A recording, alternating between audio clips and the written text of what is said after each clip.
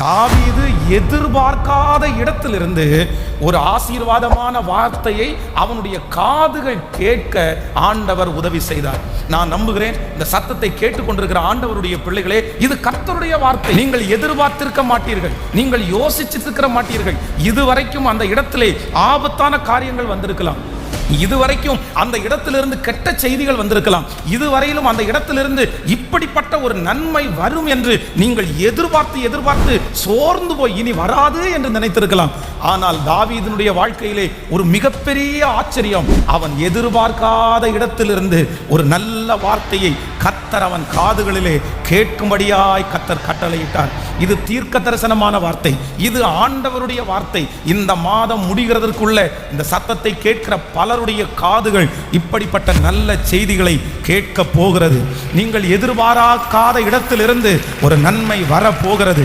இது எதிர்பார்க்காத இடத்திலிருந்து ஒரு வெற்றியை கர்த்தர் கட்டளையிட்டு உங்கள் நிறைய பேரை கர்த்தர் இந்த மாதம் பிரமிக்க செய்ய போகிறார். வழக்கம் போல தீமை தானே வரும், வழக்கம் போல இந்த இடத்திலிருந்து கஷ்டம் தானே நமக்கு வரும் என்று நீங்கள் எதிர்பார்க்கலாம். ஆனால் இந்த மாதம் வித்தியாசமான மாதம். இந்த மாதம் கர்த்தர் நாம் எதிர்பார்க்காத இடத்திலிருந்து எனக்கு வெற்றியை கொடுப்பதற்கு கர்த்தர் வல்லவர். நம்புறவர்கள் மேல கரங்களை தட்டி ஆமேன் என்று சொல்லி இந்த வார்த்தையை நான் நம்புகிறேன். முழு பலத்தோட சொல்லுங்க, ஆண்டவரே இந்த வார்த்தையை நான் விசுவாசிக்கிறேன். நான் எதிர்பார்க்காத இடத்திலிருந்து, இதுவரையிலும் எனக்கு பிரச்சனையே வந்த இடத்திலிருந்து இந்த மாதம் ஒரு நல்ல காரியத்தை கர்த்தர் வரப்பண்ணுவதற்கு வல்லவராயிருக்கிறார். ஆமேன் சொல்லுங்க. கர்த்தருடைய பிள்ளைகளே, இந்த இப்படிப்பட்ட ஒரு வார்த்தை தாவீதினுடைய வாழ்க்கையிலே வருவதற்கு உண்மையிலே வாய்ப்பே இல்லை. காரணம் என்ன அப்படின்னு சொன்னா, இந்த சவுல் ராஜா தாவீதை கொல்லுவதற்காக, இல்லைன்னா தாவீதை அழிப்பதற்காக வேதத்திலே எடுத்த முயற்சிகள் அப்படின்னு நீங்க பாத்தீங்க அப்படின்னு சொன்னா நிறைய முயற்சிகளை அவர் எடுக்கிறார். ஒரு சிலதை மட்டும் உங்களுக்கு வேகமாய் நான் சொல்லுகிறேன். 1 சாமுவேல் 18ஆம் அதிகாரம் 9வது வசனத்தையும் 17வது வசனத்தையும் வாசிக்க போகிறோம். 1 சாமுவேல் 18வது அதிகாரம் 9வது வசனத்தை வாசிக்கும் போது, அந்நாள் முதற்கொண்டு சவுல் தாவீதை காய் மகாரமாய் பார்த்தான். நீங்கள் 17வது வசனத்தை வாசிக்கலாம். 18ஆம் அதிகாரத்தினுடைய 1 சாமுவேல் 18ஆம் அதிகாரத்தினுடைய 17வது வசனம், என் கை அல்ல பெலிஸ்தியரின் கையே அவன் மேல் விழட்டும் என்று சவுல் நினைத்து கொண்டு சவுல் தாவீதை நோக்கி, இதோ என் மூத்த குமாரத்தி ஆகிய மேராவை உனக்கு மனைவியாக கொடுப்பேன், நீ எனக்கு நல்ல சேவகனாய் மாத்திரம் இருந்து கர்த்தருடைய யுத்தங்களை நடத்து என்றான். நல்லா கவனிங்க ஆண்டவருடைய பிள்ளைகளே, இந்த சவுல் தாவீதை கொல்லுவதற்கு அழிப்பதற்கு எங்கிருந்து இது ஆரம்பிக்குது அப்படின்னு சொன்னா, கோலியாத்தை அவன் ஜெயித்து வெளியே வரும்போது சவுல் கொன்றது 1000, தாவீது கொன்றது 10000 என்று அந்த லேடி, அந்த சிஸ்டர்ஸ் அந்த முறையாய் பாடின அன்று முதற்கொண்டு வேதம் சொல்கிறது, சவுல் தாவீதை காய் மகாரமாய் பார்த்தான். இதை நம்ம வாசிச்சுட்டு போகும்போது ஈஸியா வாசிச்சுட்டு போலாம். அவன் காய் மகாரமா பார்க்கறதுனால என்ன பிரயோஜனம்? அது என்ன பெரிய விஷயம்? இது ஒரு பெரிய விஷயம் இல்லையே. காய் மகாரமாய் பார்க்கிற நபர் சாதாரணமான நபராக இருந்தா பரவாயில்ல. ஒரு நாட்டினுடைய ராஜா, ஒரு நாட்டினுடைய சாதாரணமான ஒரு பிரதானிய காய் மகாரமா பார்க்கிறது, கோபத்தோட வெறுப்போட பார்க்கிறது என்கிறது ரொம்ப கொடுமையான ஒன்று. நம்முடைய நீங்க நிறைய பேர் வேலை பார்ப்பீங்க. வேலை செய்கிற இடத்துல பார்த்தீங்க அப்படின்னு சொன்னா, ஓனருக்கு கீழே இருக்கிற மேனேஜருக்கு உங்களை பிடிக்கலன்னு வச்சுங்களேன், உங்களை ரொம்ப எரிச்சலோட பார்க்குறாருன்னு வச்சுங்களேன், உண்மையிலே சொல்கிறேன், நம்ம நிறைய பேரால் அந்த இடத்துல வேலையே செய்ய முடியாது. ஏன் அப்படின்னு சொன்னால், அந்த மனுஷனுடைய பார்வை, அந்த மனுஷனுடைய பேச்சு நாளுக்கு நாள் நம்மை கொண்டுரும். அதனால் இந்த ராஜா தாவீதை காய்மகாரமாய் பார்த்தான். அது மட்டும் இல்லை, அடுத்த வசனத்தில் வாசித்தோம், தன்னுடைய எப்படி ஆகிலும் இந்த மனுஷனுடைய உயிரை எடுக்கணுன்றதுக்காக சவுல், என் குமாரத்தியை உனக்கு நான் என்ன செய்ய போகிறேன், உனக்கு கல்யாணம் தரப்போறேன் அப்படின்ற ஒரு சூழ்ச்சியை செய்தான். அடுத்த ஒரு வசனத்தை வாசிக்கலாம். 18ஆம் அதிகாரத்தினுடைய 21, 22, 25வது வசனத்தை வாசிக்க போறோம். 21வது வசனம், அவள் அவனுக்கு கண்ணியா இருக்கவும் பெலிஸ்தியரின் கை அவன் மேல் விழவும் அவளுக்கு கொடுப்பேன் என்று சவுல் எண்ணி தாவீதை நோக்கி, நீ என்னுடைய 2ஆம் குமாரத்தினால் இன்று எனக்கு மருமகனாவா என்றார். கவனிங்க, அவனுக்கு இருந்ததே 2 பெண் பிள்ளைங்க. அதுல மூத்த பிள்ளை என்ன சொல்றான்? ஃபர்ஸ்ட் வசனம் 17வது வசனம். 17வது வசனத்தை வாசிக்கும் போது, என் கை அல்ல பெலிஸ்தியரின் கையே அவன் மேல் விழட்டும் என்று சவுல் நினைத்து கொண்டு சவுல் தாவீதை நோக்கி, என் மூத்த குமாரத்தியாகிய மேராவை உனக்கு மனைவியாக கொடுப்பேன். பாருங்க, இந்த சவுல் யாரை வச்சு விளையாடுறாரு அப்படின்னு சொன்னா, தன்னுடைய ஆதங்கத்தை, தன்னுடைய கோபத்தை தீர்க்கிறதற்கு தன்னுடைய பிள்ளையை பயன்படுத்தணும்னு நினைக்கிறாரு. தன்னுடைய பிள்ளைகள் 3 பிள்ளைகளையும் அவன் இழந்ததற்கு காரணம் தன்னுடைய சுயத்திற்காக, தன்னுடைய மதிப்பிற்காக, தன்னுடைய மானத்திற்காக தன்னுடைய பிள்ளைகளையே விற்று போடுவதற்கு தயங்காத தகப்பனார். இந்த தகப்பனார் மூத்த பிள்ளையை கொடுத்து ஏமாத்திரலாம்னு நினைச்சாரு. அதற்கு பிறகு அடுத்து என்ன சொல்றாரு அப்படின்னு சொன்னா, என்னுடைய 2வது பிள்ளையை நான் உனக்கு தந்துடுறேன், எப்படியாவது பெலிஸ்தியருடைய கை அவன் மேல் விழுந்து அவனை சாகடிக்கணும்னு ஒரு மிகப்பெரிய முயற்சியிலே ஈடுபடுகிறார். இப்ப 2லயும் நடக்கல. அடுத்த ஒரு வசனத்தை வாசிக்க போறோம். 19ஆம் அதிகாரத்தினுடைய 1வது வசனத்தை வாசிக்கலாமா? 1 சாமுவேல் 19ஆம் அதிகாரம் 1வது வசனம். தாவீதை கொன்று போடும்படிக்கு சவுல் தன் குமாரனாகிய யோனத்தானோடும் தன் ஊழியக்காரர் எல்லாரோடும் பேசினான். நல்லா கவனிச்சுங்க, ஒரு நாட்டினுடைய ராஜா தாவீதை கொல்லுவதற்காக தன்னுடைய குமாரன் பிணத்திலையும் தன்னுடைய யோனத்தானோடும் ஊழியக்காரர் எல்லாரோடும், தன்னுடைய அரண்மனையில் இருக்கிற நபர்களோட இவனை உயிரோட விட்டுறக்கூடாது, இவனை கொன்றணுன்ற அந்த செய்தியை தன் சுற்றி இருக்கிற இடத்துல சொல்றாரு. என்ன காரணம் அப்படின்னா, நீங்க போய் கொன்னுட்டு வந்துருங்க, நான் பார்த்துக்கிறேன் அப்படின்ற ஹோப்பை கொடுக்குறாரு. உங்களுக்கு இதனுடைய இது ஒரு சாதாரணம்னு நினச்சிக்காதீங்க. ஒரு அரசியல் தலைவனோ இந்த சமுதாயத்தில் மிக மதிப்புக்குரிய இடத்துல இருக்கிற நபர்களோ தன்னை சுற்றி இருக்கிற நபர்களிடத்துல வந்து அவனை போய் கொன்னுட்டு வந்துருங்க, அவனை கொன்றணும் அப்படின்னு சொன்னா நிறைய பேர் உயிரோடே வச்சுக்க மாட்டாங்க. இதுவும் சவுலுக்காக அன்றைக்கு தாவீதை கொல்லுவதற்கு நிறைய பேர் எத்தனை பண்றாங்க. இவனை கொல்வதற்கு எடுக்கிற அடுத்த முயற்சி 19ஆம் அதிகாரம் 10வது வசனத்தை வாசிக்கலாம். 1 சாமுவேல் 19ஆம் அதிகாரம் 10வது வசனம். அப்பொழுது சவுல் தாவீதை ஈட்டினாலே சுவரோடே சேர்த்து உருவ குத்தி போட பார்த்தான். ஆனாலும் இவன் சவுலுக்கு விலகினதினாலே அவன் எறிந்த ஈட்டி சுவரிலே பட்டது. நல்லா கவனிங்க. நம்பர் 1 முதல்ல கவனிங்க. நம்பர் 1 முதலாவது தன்னுடைய மூத்த பிள்ளையை வச்சு கொல்லான்னு நினைச்சிட்டான், முடியல. நம்பர் 2 ரெண்டாவது தன்னுடைய இளைய பிள்ளைய, அழகான பிள்ளைய காமிச்சு ஆசை காமிச்சு அவன் மூலமாய் பெலிஸ்தியரிடத்துல போய் கொன்றலான்னு நினைச்சு அது முடியல. அதுக்கப்புறம் தன்னுடைய மகனை ஏவி விட்டு தன்னை சுத்தி இருக்கிற தன்னுடைய தன்னுடைய வேலையாட்களை ஏவி விட்டு அதன் மூலமா கொல்லணும்னு நினைக்கிறான். அங்கேயும் அவனை ஒன்றும் பண்ண முடியல. அதற்கு பிறகு வேதம் சொல்கிறது, அவனே என்ன பண்றான் அப்படின்னா தன்னுடைய ஈட்டியை எடுத்து சுவரோட சேர்த்து அவனை கொல்லலான்னு ட்ரை பண்றான். எத்தனை கொலை முயற்சி! இந்த ஒரு மனுஷனை, எந்த தவறும் செய்யாத இந்த தாவீதை, ஆனா ஆண்டவர் அமைதியா இருக்கிறாரு. நெக்ஸ்ட் இன்னொரு வசனத்தை வாசிக்கலாம். நீங்கள் 19ஆம் அதிகாரம் 15வது வசனத்தை வாசிக்கலாமா? 19ஆம் அதிகாரம் 15வது வசனம். அப்பொழுது தாவீதை பார்க்கிறதற்கு சவுல் சேவகரை அனுப்பி அவனை கொன்று போடும்படி கட்டிலோடு அவனை என்னிடத்தில் எடுத்துக்கொண்டு வாருங்கள். ஹலோ, அடுத்து என்ன முயற்சி எடுக்கிறான் அப்படின்னு சொன்னா, எப்பா என் மூத்த பொண்ணா நினைச்சு பொண்ணுனால கொல்ல முடியல, இளைய பொண்ணுனால கொல்ல முடியல, என்னுடைய மகனால கொல்ல முடியல, சுற்றி இருக்கிறவங்களால கொல்ல முடியல, நானும் ஈட்டி எடுத்து எரிஞ்சு அவனை கொல்ல முடியல. ஒண்ணு பண்ணுங்க, அவன் உயிரோட அவன் முழிச்சிருக்கும் போது அவனை கொல்ல முடியாது. அவனை எப்ப கொல்ல முடியும் தெரியுமா? அவன் தூங்கும் போது அவனை சாகடிச்சிடலாம் அப்படின்னு நினைச்சு அவன் தூங்குற நேரத்திலே கட்டிலோட எடுத்துட்டு வர சொல்றான். பாருங்களேன். அப்போ சவுலுடைய இருதயத்துல உச்சந்தலையிலிருந்து உள்ளங்கால் வரைக்கும் ஒரு கொலவெறி. யாரை கொல்லணும்? சவுல் எவ்வளோ எட்டாத உயரத்தில் இருக்கிறான். தாவீதுக்கு யாருமே துணை இல்லை. அவனை கொல்றதற்கு வகை தேடுகிறான். ஆனா அதுலயும் தாவீதை கொல்ல முடியல. அதோட அவனுடைய முயற்சியை விடல. அடுத்து நெக்ஸ்ட் நீங்கள் 20ஆம் அதிகாரத்தினுடைய 27வது 30வது 33வது வசனத்தை வாசிக்க போறோம். 1 சாமுவேல் 20ஆம் அதிகாரம் 27வது வசனத்தையும் 30 33. அமாவாசைக்கு மறுநாளிலும் தாவீது இருக்கும் இடம் காலியா இருந்தது. அப்பொழுது சவுல் ஈசாயின் மகன் நேற்றும் இன்றும் போஜனத்திற்கு வராதே போனது என்ன என்று தன் குமாரனாகிய யோனத்தானை கேட்டான். 30வது வசனத்தை வாசிக்கலாம். அப்பொழுது சவுல் யோனத்தான் மேல் கோபம் உண்டவனாகி அவனை பார்த்து, ரெண்டகமும் மாறுபாடும் உள்ளவனின் மகனே, நீ உனக்கு வெட்கமாகவும் உன் தாயின் மானத்திற்கு வெட்கமாகவும் ஈசாயின் மகனை தோழனாக தெரிந்து கொண்டிருக்கிறதை நான் அறியேனோ. கவனிங்க, அடுத்து அவன் எப்படி ட்ரை பண்றான் அப்படின்னு சொன்னா, இத்தனை முயற்சி எடுத்தும் தாவீதை கொல்ல முடியாததுனால தன்னுடைய மகனை கெட்ட வார்த்தையில திட்டுறான். இந்த இடத்துல அந்த இடத்துல வாசி பாருங்க. யோனத்தான் மேல் கோபம் உண்டவனாகி அவனை பார்த்து, ரெண்டகமும் மாறுபாடும் உள்ளவனின் மகனே, நீ உனக்கு வெட்கமாகவும் உன் தாயின் மானத்திற்கு வெட்கமாகவும் ஈசாயின் மகனை தோழனாக தெரிந்து கொண்டா. உன்னால எவ்வளவு அவமானம் தெரியுமாப்பா? நீ எல்லாம் நல்ல என்னென்னமோ வார்த்தையில திட்டுற. எப்படியாவது தன்னுடைய மகனை, ஈசாயின் மகனாகிய தாவீதின் மேல கோபப்படுத்தி இந்த வார்த்தையை சொன்னாலாவது என் பையன் அவனை விட்டு வெளியே வருவானா அப்படின்னு நினைச்சு முயற்சி எடுக்கிறான். ஆனா அந்த முயற்சியும் தோற்று போயிடுச்சு. அடுத்ததாக நீங்கள் 22ஆம் அதிகாரத்தினுடைய 6வது 7வது வசனம், 1 சாமுவேல் 22ஆம் அதிகாரம் 6வது 7வது வசனத்தோட வாசிக்க போறோம். 22ஆம் அதிகாரம் 6வது 7வது வசனம். தாவீதும் அவனோடு இருந்த மனுஷன் காணப்பட்ட செய்தியை சவுல் கேள்விப்பட்டான்.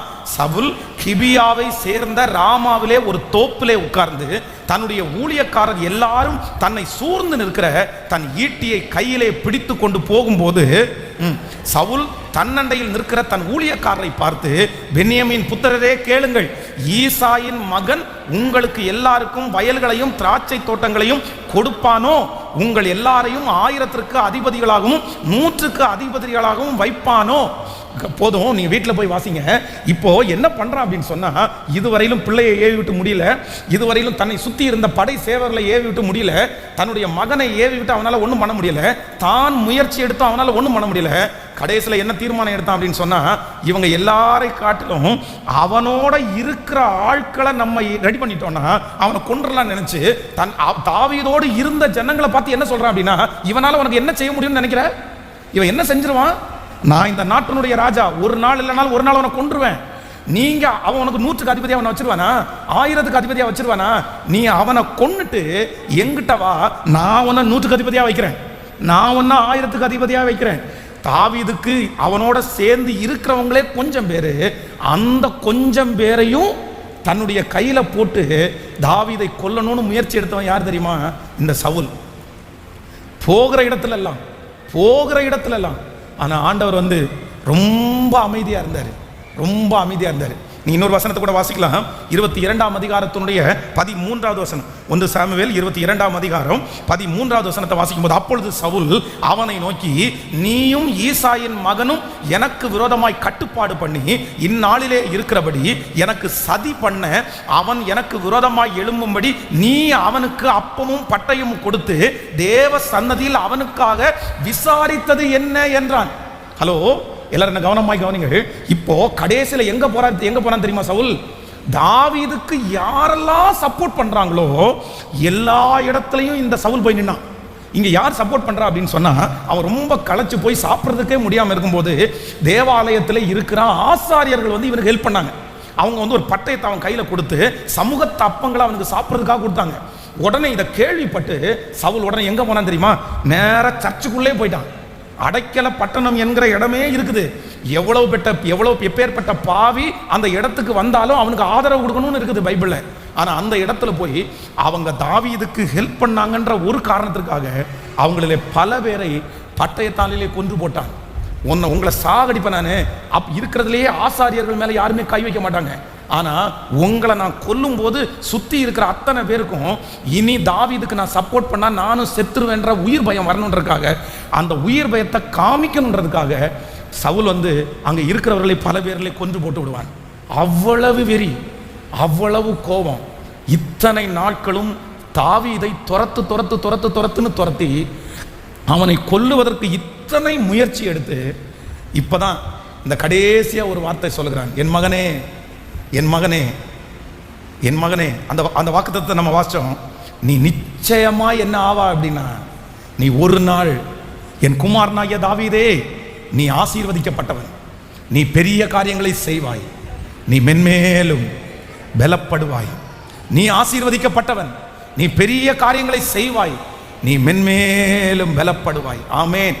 இவ்வளவு கொலை முயற்சி எடுத்து இவ்வளவு பகையா இருந்து முழுவதுமாய் தாவீதை கொல்லணும்னு நினைச்சு இவ்வளவு பிரயாசப்பட்ட அந்த ராஜாவினுடைய வாயிலிருந்து ஒரு வார்த்தை, இப்படிப்பட்ட வார்த்தை வருமானால், இன்னைக்கு இந்த சத்தத்தை கேட்கிற ஒவ்வொருத்தரை பார்த்து சொல்லுகிறார், ஆண்டவருடைய தரிசனம் உங்க மேல இருக்கும்னா, ஆண்டவருடைய திட்டம் உங்க மேல இருக்கும்னா, ஆண்டவர் உங்க மேல கிருபையா இருப்பாரனால், உலக நாடுகளுக்கே ராஜாவான சவுலே எழும்பி இத்தனை முயற்சிகள் எடுத்தாலும் உனக்கு விரோதமாய் உருவாக்கப்படும் எந்த ஆயுதமும் அது வாய்க்காதே போகும். உனக்கு விரோதமாய் நியாயத்திலே எழும்பும் எந்த நாவையும் நீ குற்றப்படுத்துவாய். எல்லா முயற்சிகளையும் எல்லா அம்புகளையும் கர்த்தர் முறித்து ஜெயத்தை கொடுக்கிறதற்கு தேவன் வல்லவராயிருக்கிறார். ஹல்லேலூயா. சவுல் துரத்தாத இடம் இல்லை, சவுல் சொல்லாத நபர்கள் இல்லை, சவுல் எடுக்காத முயற்சி எதுவுமே இல்லை. அத்தனைக்கும் சவுல் அவ்வளோ பெரிய யுத்த வீரன், சவுல் அந்த நாட்டிற்கே ராஜா. ஆனா தாவீது அந்த ஊர்லயே இருக்கிறதுல அந்த தாவீது சொல்லுகிற ஸ்டேட்மெண்ட் என்ன தெரியுமா? நான் ஒரு தெள்ளுப்பூச்சி, நான் ஒரு தெள்ளுப்பூச்சி. அடுத்து தாவீது என்ன ஸ்டேட்மெண்ட் கொடுக்குறார்? நானும் ஒரு புழு, நான் யார் இல்லை, நான் மனுஷன் இல்லை, நான் ஒரு தெள்ளுப்பூச்சி, நான் ஒரு புழு. நான் நம்புறேன் நீங்க புழுவா இருக்கலாம், நீங்க தெள்ளுப்பூச்சியா இருக்கலாம், ஆனா ஆண்டவருடைய அனுமதி இல்லாம ஆண்டவருடைய பிள்ளைகளா ஆண்டவருடைய திட்டத்தில் இருக்கிற உங்களை துரத்துகிறது ராஜாவா இருந்தாலும், உங்களுக்கு விரோதமா எழும்பி இருக்கிற நபர் எவ்வளவு பெரிய ஆளா இருந்தாலும், அவங்க உலகத்தையே கண்ட்ரோல்ல வச்சிருந்தாலும், நான் நம்புறேன் தெள்ளுப்பூச்சி ஆகிய உங்களையும் என்னையும் தொட முடியாது. ஆமென். புழுவா இருக்கிற உங்களையும் என்னையும் தொட முடியாது. நம் தேவனாகிய கர்த்தர் அவருடைய கையிலிருந்து நம்மை காப்பாற்றுவதற்கு நன்றாய் கரங்களை தட்டி, நம் கையிலே இருக்கிற பட்டயம் அல்ல, ஈட்டி அல்ல, நம்முடைய குடும்பத்தையே காப்பாற்றுவதற்கு கர்த்தர் வல்லவராய் இருக்கிறார். ஆமென். தாவீதை ஒண்ணுமே பண்ண முடியல, எதுவுமே பண்ண முடியல. கடைசியில ஒன்றும் பண்ண முடியாதுன்ற ஒரு சூழ்நிலையில் வந்தபோது தாவீதை பார்த்து, என் மகனே, நீ ஆசீர்வதிக்கப்பட்டவன், நீ பெரிய காரியங்களை செய்வாய், நீ மென்மேலும் பலப்படுவாய். நான் நம்புகிறேன் இந்த மாதம் ஆண்டவர் எல்லாருக்கும் வாக்கு கொடுக்கிறார். இதுவரையிலும் அந்த வாயிலிருந்து எத்தனை சாபமான வார்த்தை வந்திருக்கும், இதுவரையிலும் தாவீதை கொல்லுகிறதற்கு எத்தனை பட்டயத்தை போல வார்த்தைகள் வந்திருக்கும். ஆனால் ஆண்டவர் ஒரு நாள் அவன் எதிர்பார்க்காத ஒரு அற்புதத்தை காதுகளிலே கேட்க செய்தார். இந்த மாதம் நிச்சயமாய் நடக்க போகிறது, நிச்சயமாய் நடக்க போகிறது. நான் ஆவியிலே உணர்கிறேன், இந்த வார்த்தையை பிரசங்கம் பண்ணும் போதே உணர்கிறேன். பிரதர், சிஸ்டர், என் அன்பு தாய் தகப்பனே, நிச்சயம் நடக்கும். தாவீதுக்கு அப்படிப்பட்ட ஒரு வார்த்தை வருமானால் தான் எதிரே பார்க்கல, கொஞ்சம் கூட கற்பனை கூட பண்ணல, ஐயோ தன்னுடைய இருதயத்தில் தோன்றவே இல்லை. ஆனால் அவன் நினைப்பதற்கும் வேண்டுவதற்கும் அதிகமாய் செய்த அந்த கர்த்தர் இன்று வாக்கு கொடுக்கிறார், நீ எதிர்பாராத இடத்திலிருந்து ஒரு மகிமையை வர பண்ணுவேன், நீ எதிர்பார்க்காத இடத்திலிருந்து ஒரு மகிமையை வர பண்ணுவேன். இந்த மாதம் நான் எதிர்பார்க்காத இடத்திலிருந்து கர்த்தர் எனக்கு உயர்வுகளை தருகிற மாதம். இந்த வருடம் முடிகிறதற்குள்ளே நான் நினைப்பதற்கும் வேண்டிக் கொள்வதற்கும் அதிகமாய் கைகளை தட்ட தட்ட அப்படியே நடக்க போகிறது. ஆமென். தீமை வந்த இடத்திலே இந்த மாதம் நமக்கு நன்மை வரப்போகிறது. பட்டயம் வந்த இடத்திலே நமக்கு இந்த மாதம் ஆறுதல் வரப்போகிறது. கடினமான வார்த்தைகள் வந்த இடத்திலே இந்த மாதம் நமக்கு ஆசீர்வாதமான வார்த்தைகளை கர்த்தர் வரப்பண்ண போகிறார், கர்த்தர் வரப்பண்ண போகிறார். ஒன்றும் நம்மை சேதப்படுத்த முடியவே முடியாது. ஆண்டவருடைய பிள்ளைகள் சின்ன சின்ன விஷயத்திற்காக செய்வனை பண்ணிட்டாங்க, மாந்திரவாதம் பண்ணிட்டாங்க, பொறாமப்படுறாங்க, காரி துப்புறாங்க, எலுமிச்சம்பழத்தை போட்டிருக்கிறாங்க, இப்படி பண்றாங்க, அப்படி பண்றாங்க. நீங்க பயப்படவே வேண்டாம். எப்பொழுதும் ஒன்று நினைத்துக் கொள்ளுங்கள், நம்மை கர்த்தர் எப்படி தப்புவிப்பார் என்றால், நம்மிலும் பலவான்களுடைய கையிலிருந்து நம்மை தப்புவிக்கிறதற்கு கர்த்தர் வல்லவராயிருக்கிறார். ஆண்டவருடைய பிள்ளைகள் எப்பொழுதும் எதிரி என்கிற ஒரு மனுஷனை பார்த்து பயமே படாதீங்க. சவுலை விட பெரிய எதிரி தாவீதுக்கு யாருமே இல்லை. ஆனால் அவன் கையிலிருந்தே கர்த்தர் தப்பு வைப்பாரானால் உங்களையும் என்னை ஏன் கர்த்தர் தப்பு வைக்க மாட்டார்? ஏன் தப்பு வைக்க மாட்டாரு? நான் நம்புகிறேன் அவருடைய அனுமதி இல்லாமல் ஒரு முடியாகிலும் தரையிலே விழுவது இல்லை. எத்தனை பேருக்கு அந்த பலன் இருக்கிறது? நான் சொல்றேன், ஒன்றும் உங்களை பண்ண முடியாது. சொல்லுங்க, என்னை எதுவும் செய்ய முடியாது. எல்லாரும் சொல்லுங்க, ஒரு 10 டைம் சொல்லுங்க, என்னை எதுவும் செய்ய முடியாது. நல்லா சொல்லுங்க, அவருடைய அனுமதி இல்லாம என்னை எதுவுமே செய்ய முடியாது. சொல்லுங்க, ஆண்டவரே, உங்க அனுமதி இல்லாம என்னை எதுவும் செய்ய முடியாது. என்னை நஷ்டப்படுத்த முடியாது, என்னை சிறைச்சாலையில போட முடியாது, என்னை கஷ்டப்படுத்த முடியாது.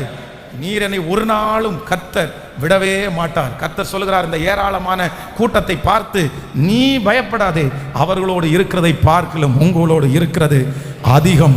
உங்களோடு இருக்கிறவர் பெரியவர், பெரியவர், பெரியவர், பெரியவர், பெரியவர். ஆமென். இந்த வசனத்தை நான் நேற்றைக்கு தியானித்து கொண்டே இருக்கும்போது ஒரு 3 காரியங்களை, அப்படின்னா ஆண்டவர் ஏன் இவ்வளவு நாட்கள் தாவீதினுடைய விஷயத்தில் கர்த்தர் ஏன் அமைதியா இருந்தார் அப்படின்றது எனக்கு ஒரு ஆச்சரியமா இருந்துச்சு. அப்படின்னு சொன்னா, இந்த சவுலை ஆண்டவர் ஃபர்ஸ்டே தண்டிச்சிருக்கலாமே. தன்னுடைய மூத்த மகளை திருமணம் பண்ணி கொடுத்த உடனே அவனுக்கு ஒரு ஆப்போசிட்டா அமைது. அப்பவே ஆண்டவர் இந்த சவுலை திருத்தி இருக்கலாம்ல.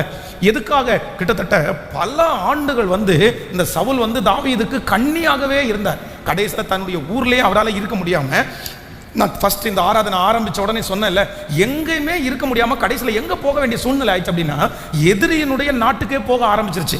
அப்படின்னா கோலியாத் என்கிறவன் பெலிஸ்திய நாட்டிலே மிகப்பெரிய ஒரு ராட்சதன். அந்த ஜனங்கள் அவனை வைத்து கொண்டாடினார்கள்.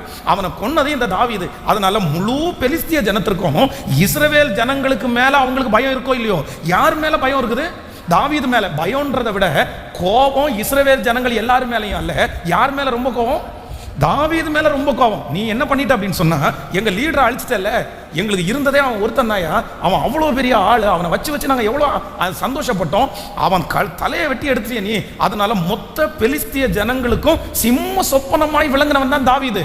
இதை யாராவது ஒருத்தர் கொன்னுட்டாங்கன்ற செய்தி பெலிஸ்தியர்ல போனா அவனை தூக்கி வச்சு கொண்டாடுவாங்க, அந்த நிலைமையில தான் இருந்தாங்க. ஆனா இந்த தாவீது தன்னுடைய சொந்த ஊர்ல சவுலுக்கு பயந்து அவனால இருக்க முடியாத ஒரு சூழ்நிலையில தன்னுடைய உயிரை காப்பாற்றிக் கொள்வதற்கு எங்க போனார் அப்படின்னு சொன்னா, பெலிஸ்திய தேசத்திற்கு கடந்து போனார்.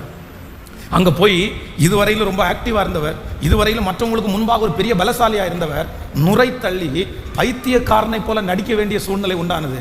ஆவிக்குரிய வாழ்க்கையில் எவ்வளோ பலனா இருந்தாலும், எவ்வளோ விசுவாசமா இருந்தாலும், ஒரு காலகட்டத்தில் கர்த்தர் உங்களை நடத்தி கொண்டு போகிற பாதை இப்படி கண்டிப்பா இருக்கும்.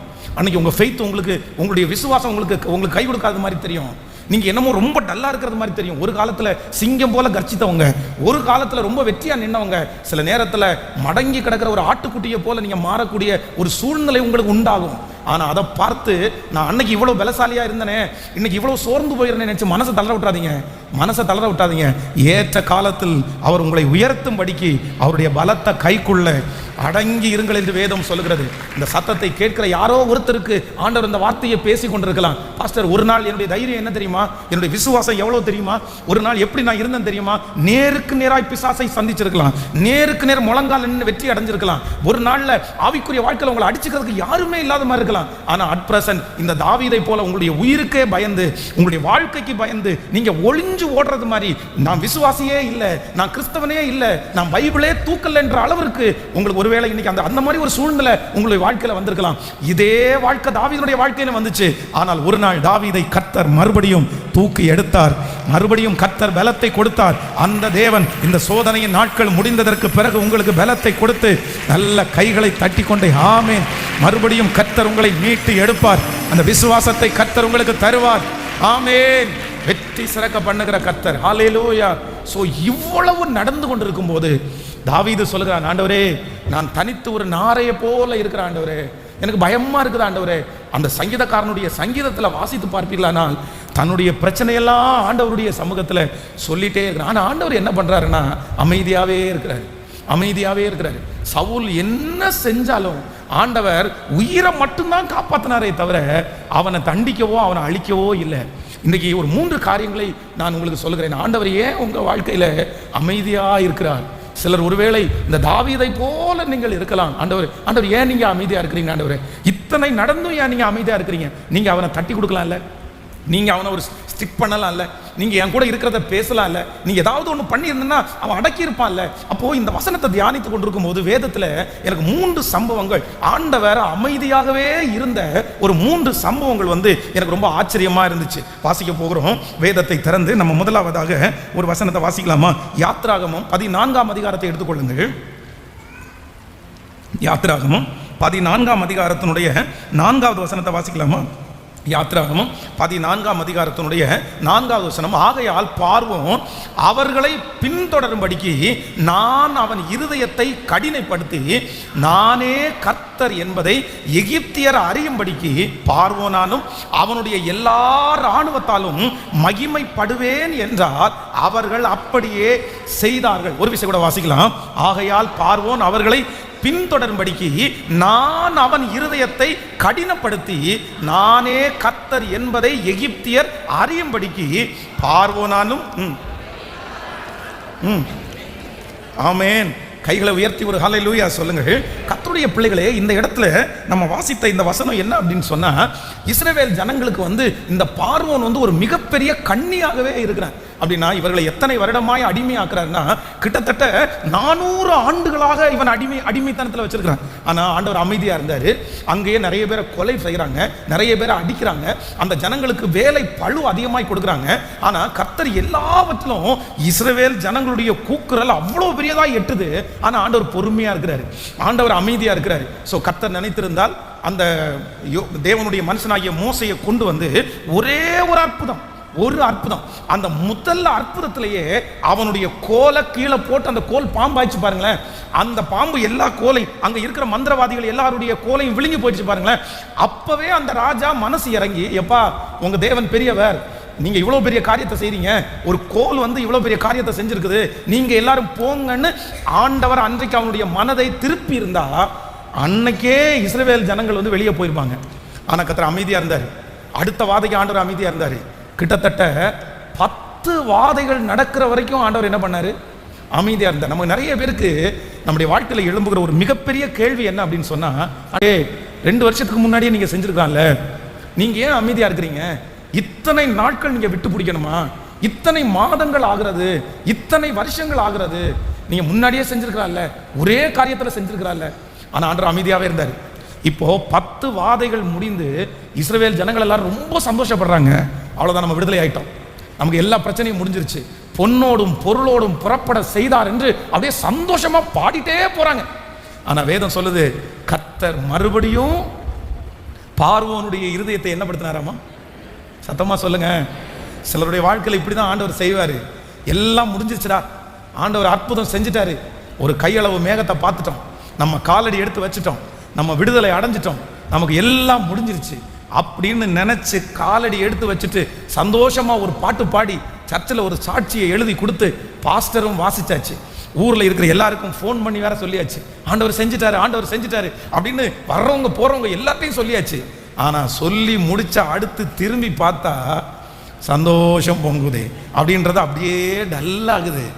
என்னடா பாட்டு கொஞ்சம் பின்னாடி பாளையத்திலிருந்து ஸ்லோவாகுதே, சத்தம் கொஞ்சம் பலமா இருந்துச்சு, கொஞ்சம் கொஞ்சமா குறையுதுன்னு மொத்த பேரும் திரும்பி பார்த்தா ஆண்டவர் பார்வோனுடைய இருதயத்தை கடினப்படுத்தி இதுவரையிலும் அவனோடு போராடினது பார்வோனும் அவனுடைய வேலையாட்களும்.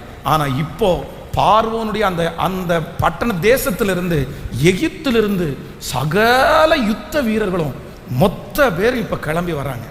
ஆனா வேதம் சொல்கிறது, வரட்டும் வரட்டும் வரட்டும், அந்த நடு கடல் ஆண்டவர் எல்லாவற்றையும் அந்த கடலிலேயே அழித்து போட்டார். நான் நம்புறேன் சிலருடைய வாழ்க்கையிலே ஆண்டவர் அமைதியா இருக்கிறதுக்கு காரணம் என்ன அப்படின்னு சொன்னா, உங்களுக்கு விரோதமாய் எழும்புகிற எதிரியினுடைய எல்லா ஆயுதத்தையும் கர்த்தர் அழிப்பதற்காகத்தான் கர்த்தர் அமைதியாகவே இருக்கிறார். ஆமேன் சொல்லுங்கள். சில நேரத்தில் அவங்களுடைய பணம்ங்கிற திமிர கர்த்தர் அழிப்பார், ஆணவன்ற திமிர கர்த்தர் அழிப்பார். நான் சொல்றேன், உங்களுக்கு விரோதமாய் எழும்புவதற்கு என்னென்ன ஆயுதத்தை எல்லாம் கர்த்தர் பயன்படுத்துறாங்க, அவங்க பயன்படுத்தினாங்களோ அத்தனை ஆயுதத்தையும் ஒன்னொன்னா கர்த்தர் அழிச்சிட்டே இருக்கிறாரு. நீங்க பயப்படாதீங்க. அதற்கு பிறகு அவர்கள் உங்களோடு யுத்தம் பண்றதற்கு அவர்கள் தேடினாலும் ஒருத்தரும் ஒண்ணுமே இருக்காது. அதற்காகத்தான் என் தேவனாகிய கர்த்தர் அமைதியா இருக்கிறார் என்று நம்புறவங்க நல்ல மேல கரங்களை தட்டி ஆமென். சத்துருக்களை பலவீனப்படுத்துகிற கர்த்தர், சத்துருக்களை பலவீனப்படுத்துகிற கர்த்தர். அதனாலதான் ஆண்டவர் சொல்லுகிறார், இன்று கண்ட எகிப்தியனை நீ இனி என்றுமே காண்பது இல்லை. கர்த்தர் உங்களுக்காக யுத்தம் பண்ணுகிறார். இந்த யுத்தம் உங்களுடையது அல்ல, இந்த யுத்தம் உங்களுடையது அல்ல. ஹல்லேலூயா. இந்த சத்தத்தை கேட்கிற ஆண்டவருடைய பிள்ளைகளே, சில நேரங்களிலே இதே வார்த்தை உங்களுடைய இருதயத்திலே வந்து கொண்டே இருக்கலாம். ஆண்டவரே, நீர் ஏன் அமைதியா இருக்கிறீர்? இவ்வளவு நடந்தும் ஏன் அமைதியா இருக்கிறீர்? இத்தனை செய்தும் ஏன் அமைதியா இருக்கிறீர்? நீ தண்டிக்கலாமே, நீ நிறுத்தலாமே, நீர் அழித்திருக்கலாமே, நீ தடுத்து நிறுத்தி இருக்கலாமே, கொஞ்சம் எனக்கு அமைதி கிடைக்கும்ல, கொஞ்சம் எனக்கு. கர்த்தர் என்ன சொல்றாரு தெரியுமா? அவங்க போக வேண்டிய இடத்துக்கெல்லாம் போகட்டும், அவங்க செய்ய வேண்டியதெல்லாம் செய்யட்டும், அவங்களுடைய முழு யுக்தியையும் பயன்படுத்தட்டும், அவங்கள்ட்ட இனி செய்கிறதற்கு ஒன்றும் இல்லைன்ற அளவு வரைக்கும் ஆண்டவர் அமைதியாக தான் இருப்பார். பக்கத்தில் கையை பிடிச்சி சொல்லுங்க, சில நேரங்களிலே ஆண்டவர் அமைதியாக இருக்கிறதற்கு காரணம் எதிரியினுடைய எல்லா ஆயுதங்களும் செலவழிக்கிற வரைக்கும் உங்களோட பிரச்சனை பண்ணுறதற்கு அதுக்கு அப்புறம் அவங்களுக்கு ஒன்றுமே இருக்காது. சொல்லுங்க, அவங்களுக்கு ஒண்ணுமே இருக்காது. அந்த அளவிற்கு எதிரிய கர்த்தர் கொண்டு வருகிறவர் கர்த்தர். அதற்காகத்தான் ஆண்டவர் அமைதியா இருக்கிறார். ஆமென் சொல்லுங்கள். நானும் என்னுடைய வாழ்க்கையில் எத்தனையோ இந்த மாதிரி பார்த்துருக்கிறேன், எத்தனையோ பார்த்துருக்கிறேன். ஊழியக்காரங்களை அடிக்கும்போது, ஊழியக்காரங்களுக்கு விரோதமாய் சில மனிதர்கள் செய்யும் போது நம்ம தோணும், ஆண்டவரே ஏன் ஆண்டவரே இப்படி அனுமதிக்கிறீங்க, ஏன் ஆண்டவரே இப்படி அனுமதிக்கிறீங்க, பாருங்க ஆண்டவரே எவ்வளோ கஷ்டப்படுறாங்க ஆண்டவரே. ஆனால் ஆண்டவர் அமைதியாகவே இருப்பார். பண்றா, நீ எல்லா யுக்தியையும் பயன்படுத்து, நீ அரசியல்வாதியை கூப்பிடு, நீ போலீஸ் ஸ்டேஷனுக்கு போ, நீ கள்ள எழுது, கள்ள லெட்டர் எழுது, ரவுடியை கூட்டிட்டு வா, உன்னுடைய எல்லா பலத்தையும் யூஸ் பண்ணு, திருடு, எல்லாம் பண்ணு.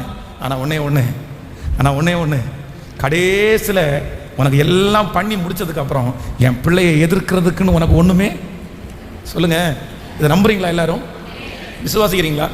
அவங்க எங்கே வேணாலும் போட்டோம், நீங்கள் அமைதியாக இருங்க, நீங்கள் ஜெபம் பண்ணிட்டு தரித்திருங்க.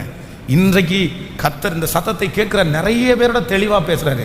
அவங்க இந்த இடத்துக்கு எவ்வளோ எஸ்ட்ரீம் வேணாலும் போட்டோம், அதனால் உங்களுக்கு சில பாதிப்புகள் வரும். ஆனால் உங்களை முற்றிலுமாய் அழிப்பதற்கு சொல்லுங்கள் சத்தமா, பக்கத்தில் கையை பிடிச்சி சொல்லுங்கள், உங்களுக்கு சில பாதிப்புகள் வரலாம், சில கஷ்டங்கள் உங்களுக்கு வரலாம், சில அவமானங்கள் நீங்கள் படலாம், சில நாட்கள் நீங்கள் தூங்காமல் கூட இருக்கலாம், சில நாட்கள் நீங்கள் சிங்கக்கவி மாதிரி அனுபவங்கள் கூட உங்களுக்கு வரலாம்.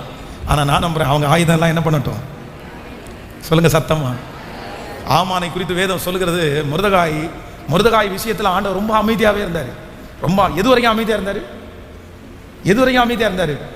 தூக்கு மரத்தை நட்டு வாட்ச்மேனை தட்டி கொடுத்துரு, அங்கே பாரு ஹைட்டாக மலை மேலே ஒன்று தெரியுது.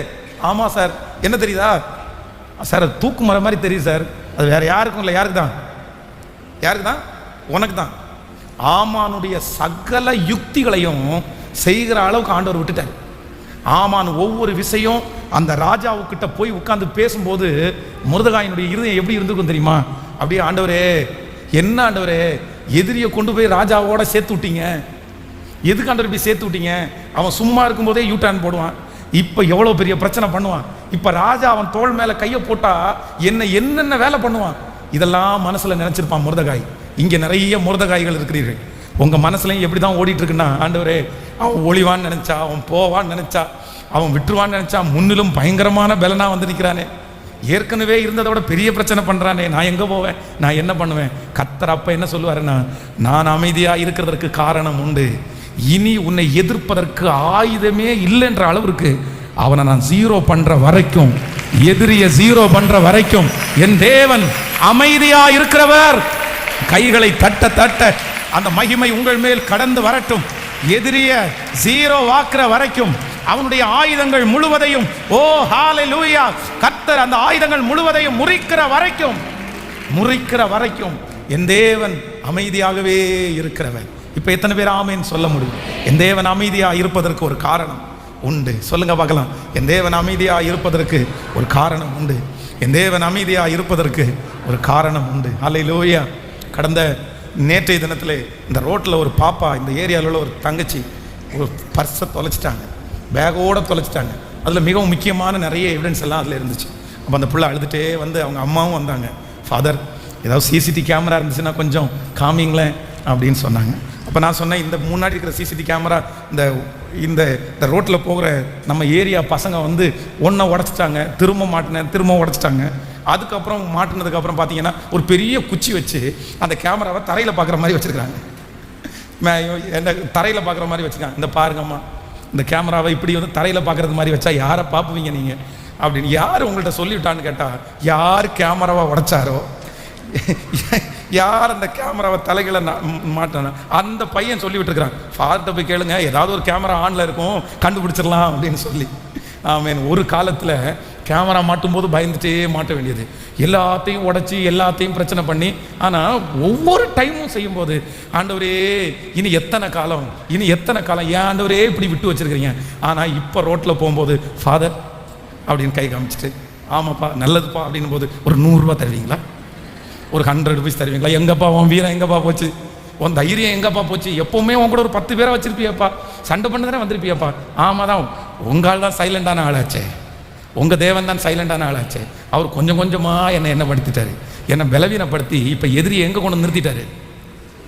கேட்கல? சத்தமாக சொல்லுங்கள். இதுதான் உங்களுக்கு நடக்கும். இதுதான் நமக்கும் கர்த்தர் செய்ய போகிறாரு. எதிரியை குறித்து பயப்பட வேண்டாம், அவங்க வீரியத்தை குறித்து பயப்பட வேண்டாம், அவங்களுடைய வல்லமையை குறித்து பயன்பட வேண்டாம். அவங்க எவ்வளவு தூரம் போனாலும் போகட்டும், அவர்கள் என்ன ஆயுதத்தை பயன்படுத்த வேண்டும் என்றாலும் பயன்படுத்தட்டும். யாராவது ஒருத்தர் கலங்கி போய் இந்த இடத்துல இருக்கலாம், பாஸ்டர் இந்த செய்தி வேற யாருக்காகவும் இல்லை, எனக்காக தான் பாஸ்டர் இந்த செய்தி. அவங்க எவ்வளவு தூரம் வரைக்கும் போயிட்டாங்க தெரியுமா? எந்த நபரிடத்துல போகணுமோ போயிட்டாங்க. அவங்க எதுக்கும் தயங்க மாட்டாங்க. என்ன அழிக்கிறதற்காக யாரிடத்துல வேணாலும் அவங்க பேசுவாங்க, எவ்வளவு லட்சங்கள் வேணுமானாலும் செலவு பண்ணுவாங்க. நான் சொல்றேன், கவலையே படாதீங்க, போட்டும். அவங்க எங்க போனாலும் தோல்வியோட தான் திரும்பி வருவாங்க. அவங்க எங்க போனாலும் அவங்களுக்கு மதிப்பு இல்லாம தான் திரும்பி வருவாங்க. ஏனென்றால் உனக்கு விரோதமாய் உருவாக்கப்படும் எந்த ஆயுதமும் கைகளை தட்டி, ஆமென், நல்ல கரங்களை தட்டி, அது வாய்க்காது. சொல்லுங்க, வாய்க்காது. எனக்கு விரோதமாய் உருவாக்கப்படும் எந்த ஆயுதமும் அது வாய்ப்பதில்லை. என்னோடு கூட இருக்கிறவர் பெரியவர், என்னோடு கூட இருக்கிறவர் பெரியவர், என்னோடு கூட இருக்கிறவர் பெரியவர்.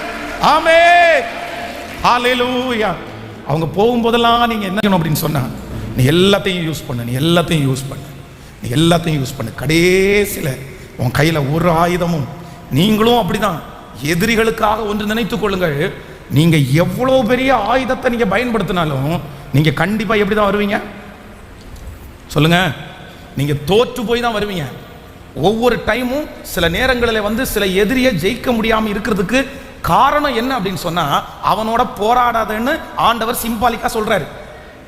பக்கத்தில் இருக்கிற கையை பிடிச்சி சொல்லுங்க, இவனை என்ன பிரச்சனை பண்ணியும் மேற்கொள்ள முடியலையே அப்படின்னு நீங்க நினைக்கிறீங்கன்னா நீ கொஞ்சம் சும்மா இருன்னு அர்த்தம். நல்லா சொல்லுங்க, எல்லாருமே நல்லா உரைக்கிறது மாதிரி சொல்லுங்க. நீ உடனே இந்த இடத்துல சரி பாஸ்டர்ட்ட போய் சரியாகல, உடனே போலீஸ் ஸ்டார்ட்ட போயிடலான்னு நினைக்கிறதுக்கு இல்லை.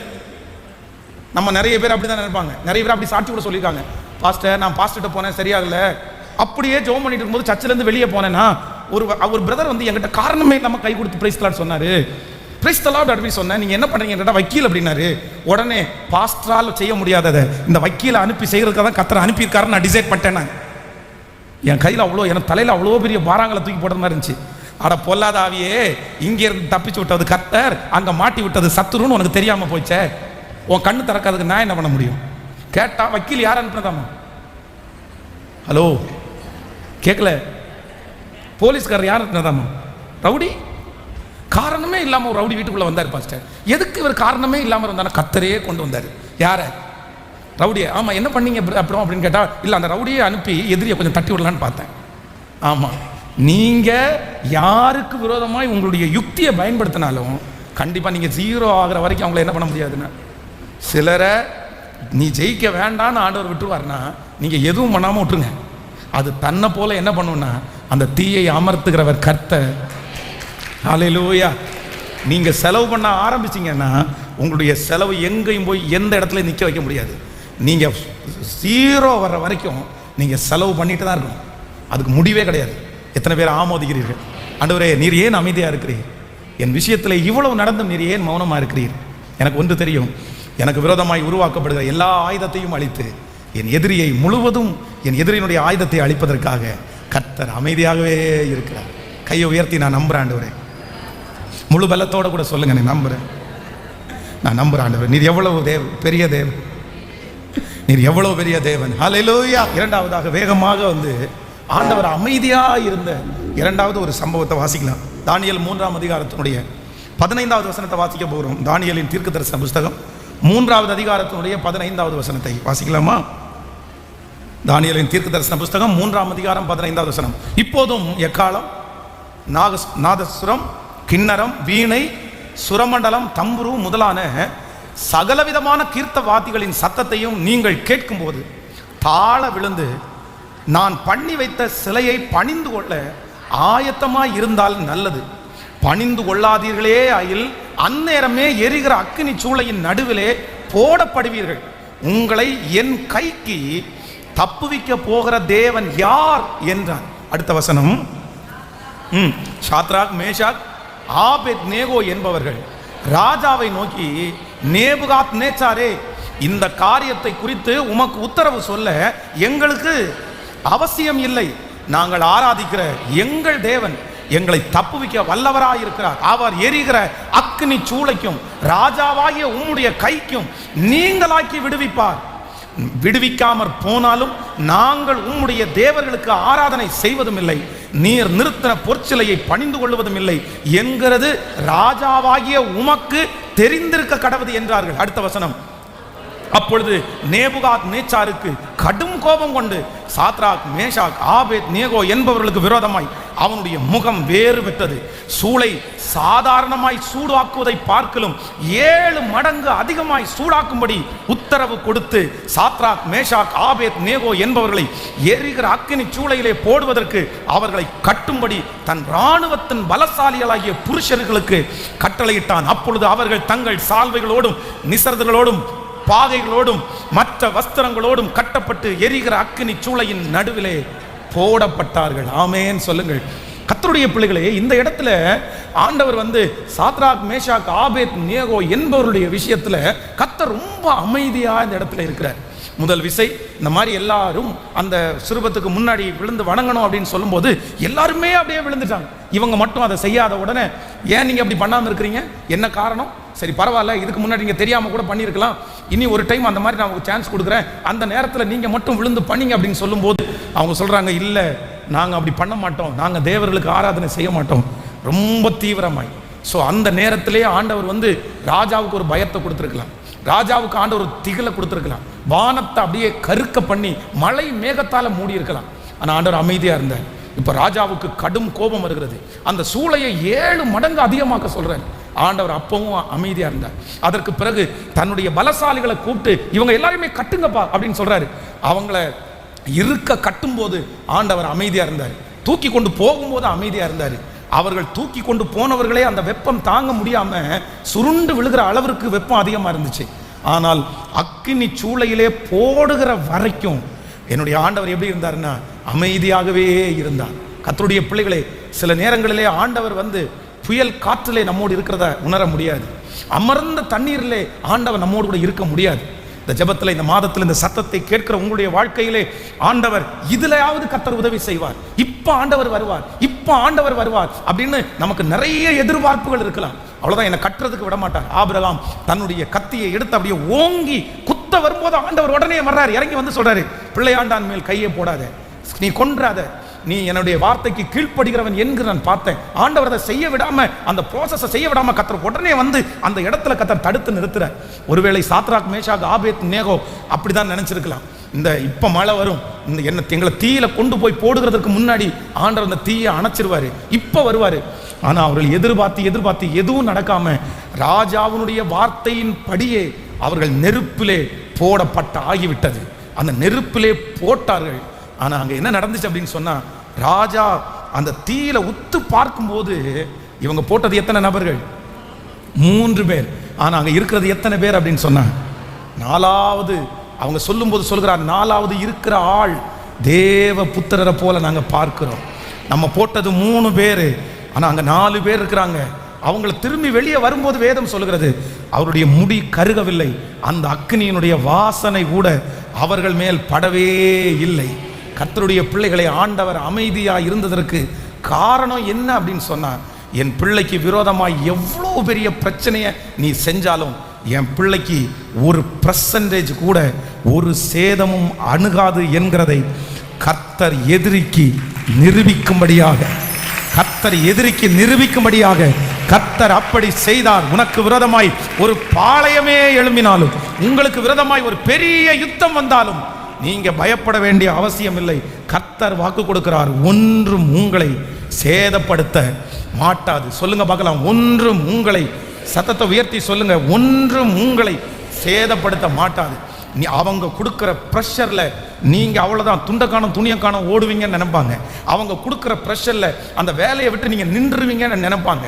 அவங்க கொடுக்கிற அந்த ப்ரெஷர்ல இந்த ஊரையே நீங்க காலி பண்ணி போவாங்கன்னு அவங்க நினைப்பாங்க. ஆனா நான் நம்புறேன், அவங்க என்ன ப்ரெஷர் கொடுத்தாலும் அது உங்களை ஒண்ணுமே, சத்தமா சொல்லுங்க, உண்மையான ஆண்டவருடைய பிள்ளைகளா இருந்தா எதிரி அக்னி சூளைக்குள்ள போட்டாலும் அது உங்களை ஒண்ணுமே என்ன பண்ணக்கூடாது. சத்தமா சொல்லுங்க.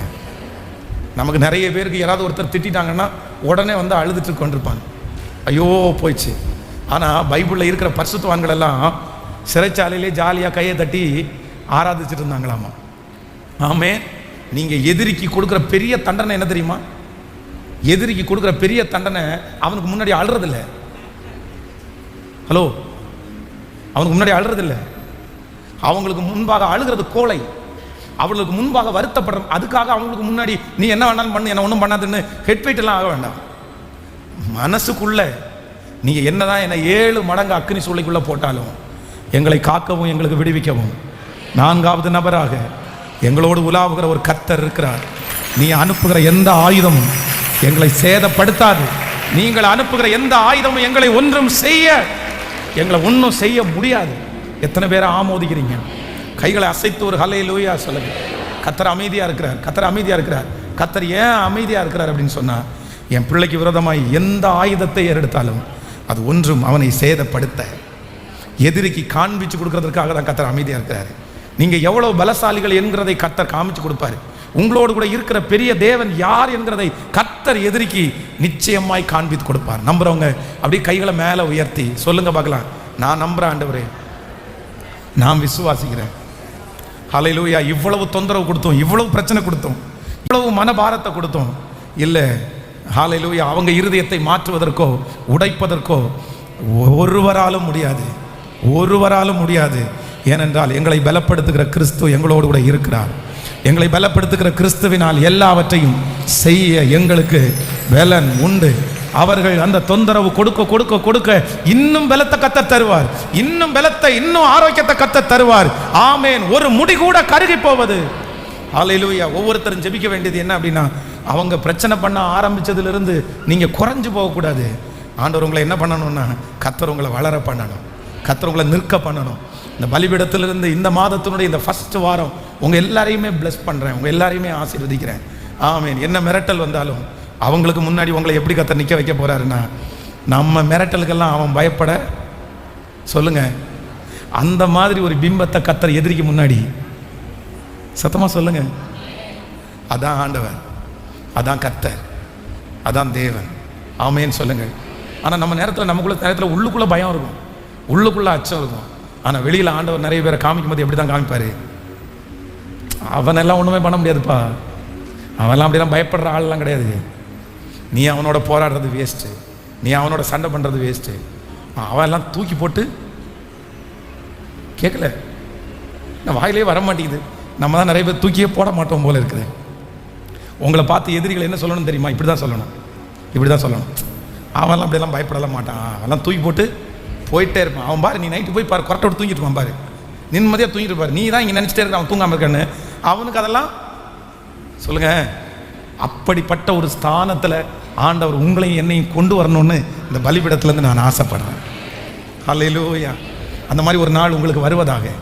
இன்றைக்கு ஒருவேளை பாஸ்டர் நான் ரொம்ப கோழையாக இருக்கிறேன், பாஸ்டர் நான் ரொம்ப கோழையாக இருக்கிறேன், இந்த வசனம் எதுவுமே எனக்கு பொருந்தாது போல தெரியுது.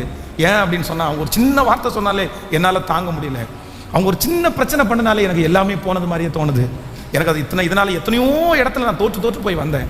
ஆனால் நான் இன்னைக்கு பிரசங்கம் பண்ணி கொண்டிருக்கும் போதே இயேசு ஆண்டவர் உங்களுக்கு ஒரு பெரிய பலனை கர்த்தர் தருவார். எவ்வளோ பெரிய அம்பு உங்களுக்கு நேராக அப்படியே குத்தி கிழிக்கிறது மாதிரி வந்தாலும் அது உங்கள் முன்னாடி வரும்போது அப்படியே மடங்கி அது ஒன்றும் இல்லாமல் உங்களை ஒன்றும் சேதப்படுத்தாததை எதிரிகள் பார்ப்பார்களாக, எதிரிகள் பார்ப்பார்களாக. அந்த அம்பு உங்களுடைய குடும்பத்தை தாக்காமல் இருக்கிறதை எதிரிகளை கர்த்தர் காண செய்வாராக. எத்தனை பேர் ஜெபிக்க போறோம்? எனக்கு ஒரு கிருபையை கொடுங்க ஆண்டவரே, நீர் அமைதியா இருக்கிறீர், நீர் அமைதியா இருக்கிறீர். ஏன் அமைதியா இருக்கிறீர் என்றால், கர்த்தர் அமைதியா இருக்கிறதுக்கு ஒரு நோக்கம் இருக்குது. ஆண்டவர் ஒரு அமைதியா இருக்கிறதுக்கு ஒரு நோக்கம் இருக்குது. ஹல்லேலூயா.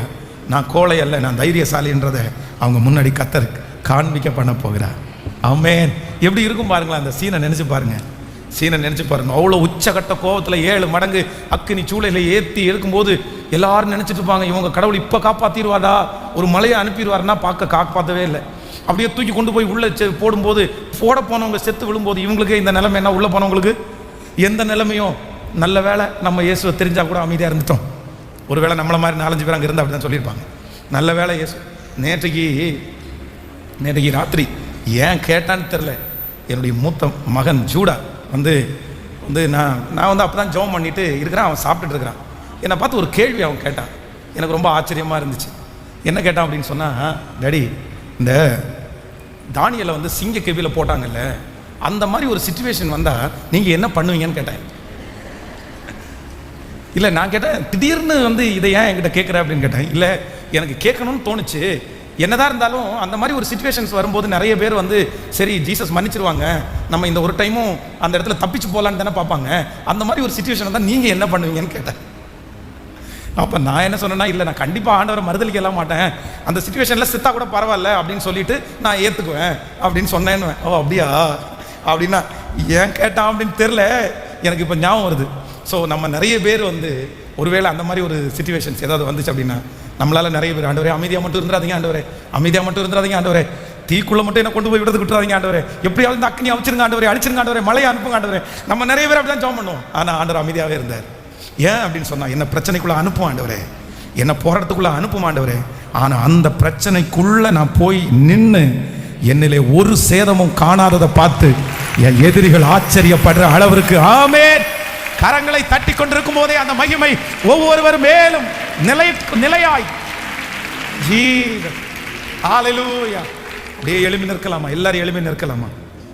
Thank you Jesus, thank you Jesus. Number 3, மூன்றாவதாக 1 சாமுவேல் 26ஆம் அதிகாரம் 21வது. ஸோ எழுதுறவங்க மட்டும் எழுதி கொள்ளுங்கள். மூன்றாவது பாயிண்ட், தேர்ட் பாயிண்ட், ஆண்டவர் ஏன் நம்முடைய விஷயத்தில் அமைதியாக இருக்கிறாருன்னா, ஃபர்ஸ்ட் நம்ம தியானித்தோம்ல, சவுல் ராஜா தாவீது நிரந்தரமான ஒரு தீர்வை கர்த்தர் கொடுக்கும்படியாய் கர்த்தர் அமைதியாக இருக்கிறார். ஹல்லேலூயா. ஆண்டவர் ஏன் அமைதியாக இருக்கிறார் சொல்லுங்க பார்க்கலாம். நம்பர் 1, கர்த்தர் அமைதியாக இருக்கிறதுக்கு காரணம் என்ன அப்படின்னு சொன்னா, உங்களுக்கு விரோதமான எதிரி தன்னுடைய கையில இருக்கிற எல்லா ஆயுதமும் செலவழிந்து போய் அவனை ஜீரோ ஆக்குற வரைக்கும் கர்த்தர் அமைதியா இருக்கிறார். நம்பர் 2, ரெண்டாவது கர்த்தர் ஏன் அமைதியா இருக்கிறார் அப்படின்னு சொன்னா, எதிரிக்கு முன்பாக என்னுடைய பிள்ளைக்கு என்ன பிரச்சனையை நீ கொடுத்தாலும் என் பிள்ளை கண்டிப்பா சோர்ந்து போக மாட்டான் அப்படின்றத நிரூபிக்கிறதுக்காக கர்த்தர் அமைதியா இருக்கிறார். நம்பர் 3, மூன்றாவதாக ஆண்டவர் ஏன் அமைதியா இருக்கிறார் என்றால், உங்களுக்கு விரோதமாக இருக்கிற அந்த பிரச்சனைக்கு முழு நிரந்தரமான ஒரு தீர்வு கிடைப்பதற்காக கர்த்தர் அமைதியா இருக்கிறார். ஹல்லேலூயா, ஆமென். நம்புறவங்க எத்தனை பேர் விசுவாசிக்கிறீங்க? எத்தனை பேர் எனக்கு எதிர்த்து வந்தாலும் என்னோடு கூட இருக்கிறவர் பெரியவர் சொல்லுங்க. கைகளை மேல உயர்த்தி நான் நம்புற ஆண்டவரேன்னு சொல்லுங்க. ஆமென். இந்த வாக்குத்தத்த வசனத்தை வாசிக்கும் போது வேதம் ரொம்ப அழகாய் நமக்கு சொல்லுகிறது, கர்த்தர் எவ்வளவு நல்லவர். தாவீதை பார்த்து அவ்வளவு நாட்களும் துரத்தி கொண்டு வந்திருந்த அந்த சவுல் அவனை பார்த்து சொல்லுகிறார், இல்ல இல்ல என் குமாரனாகிய தாவீதே, நீ ஆசீர்வதிக்கப்பட்டவன், நீ பெரிய காரியங்களை செய்வாய், நீ மென்மேலும் சொல்லுங்க ஒரு 10 டைம் இந்த வார்த்தையை கைகளை உயர்த்தி அறிக்கை செய்யுங்க. நீ ஆசீர்வதிக்கப்பட்டவன், நீ பெரிய காரியங்களை செய்வாய், நீ மென்மேலும் சொல்லுங்க. சொல்ல சொல்ல சொல்ல அந்த கிருபை உங்க மேல வரட்டும். நீ ஆசீர்வதிக்கப்பட்டவன், நீ பெரிய காரியங்களை செய்வாய், நீ மென்மேலும் பலப்படுவாய். நீ ஆசீர்வதிக்கப்பட்டவன், நீ பெரிய காரியங்களை செய்வாய், நீ மென்மேலும் பலப்படுவாய். ஆமென். பாடலாமா சேர்ந்து? சிங்க கெவியில் நான் இருந்தேன், அவர் என்னோடு அமர்ந்திருந்தார், சுட்டெரிக்கும் அக்னியில் நடந்தேன், பனி துளியாய் அவர் என்ன நினைத்தார், சிங்க கெவியோ தீசூளையோ என்னை ஒன்றுமே செய்ய முடியாது. ஏன் அப்படின்னா என்னை காக்கிறவர் என்னோடு கூட இருக்கிறார். ஹல்லேலூயா. என்ன வந்தாலும் நீங்க நிற்பீங்க, என்ன வந்தாலும் கர்த்தர் உங்களை நிற்க பண்ணுவார். உங்களுக்கு ஒரு ஸ்ட்ராங்கான ஒரு இருதயத்தை கர்த்தர் தருவார். உங்கள் நிறைய பேரை கர்த்தர் பலசாலியாய் மாற்றுவார். நீங்கள் பிறக்கும் போது அவ்வளவு பலசாலிகள் அல்ல, நீங்கள் பிறக்கும் போது அவ்வளவு ஸ்ட்ராங்கானவர்கள் அல்ல. ஆனா கர்த்தர் உங்களுக்குள்ள வரும்போது நீங்கள் புது பலன் அடைந்து கழுகுகளை போல செட்டைகளை அடித்து உயரே எழும்புவீர்கள். நீங்கள் நடந்தாலும் நீங்கள் சோர்ந்து போவதில்லை. எல்லாருடைய கரங்களை மேல வானத்திற்கு நேராய் தட்டி ஆமென் விசுவாசிக்கிறவங்க எல்லாரும் சிங்கக்கேவியில் நான் இருந்தேன், அவர் என்னோடு அமர்ந்திருந்தார், சுட்டெரிக்கும் அக்கினியில் நடந்தேன், பானி துளியாய் என்னை நினைத்தார். சிங்கக்கேவியில் நான், அவர் என்னோடு அமர்ந்திருந்தார், சுட்டெரிக்கும் அக்கினியில் பானி துளியாய் என்னை நினைத்தார். சிங்கக்கேவியோ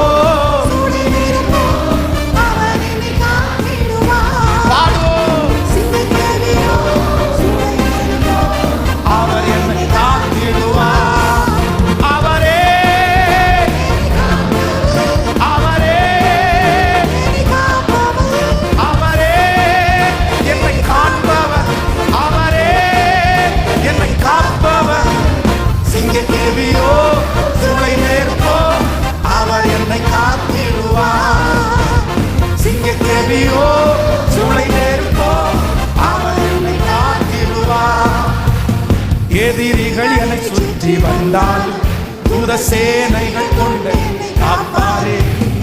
எதிரிகள் என்னை சுற்றி வந்தால் தூத சேனைகள் கொண்டு காப்பாரே. ஆவியினால் இந்த வெல்வேனே சாத்தானை சமுத்திரம், ஆவியினால் இந்த சாத்தானை சமுத்திரம் விழுங்குமே. அவரே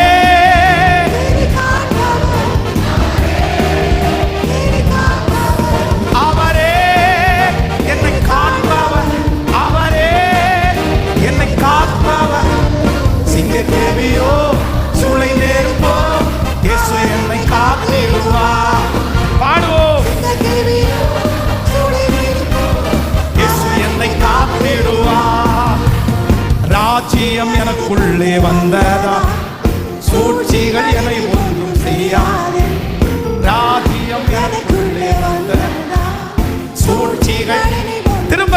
சொல்லுவோம் ராஜ்யம் ராஜ்யம் எனக்குள்ளே வந்ததா சொல்லும் சூழ்ச்சிகள் எவை ஒன்றும் செய்ய ராஜ்யம் எனக்குள்ளே ராஜ்யம் எனக்குள்ளே வந்ததா சூழ்ச்சிகள் எவை ஒன்றும் செய்யாதே அற்புதம் எனக்கா செய்பவர் என்னை அதிசயமாய் நடத்துவார் அற்புதம் எனக்கா செய்பவர் என்னை அதிசயமாய் நடத்துவார் அவரே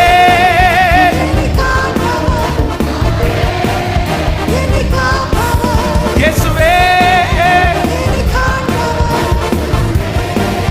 என்னை காண்பவர் சிங்கக்கேவியோ இயேசு என்னை காத்திடுவார் சிங்கக்கேவியோ சூளை நெருப்போ இயேசு என்னை காத்திடுவார். உடைய பிள்ளைகள் ஒவ்வொருவரையும் மனதார நான் ஆசீர்வதிக்கிறேன்.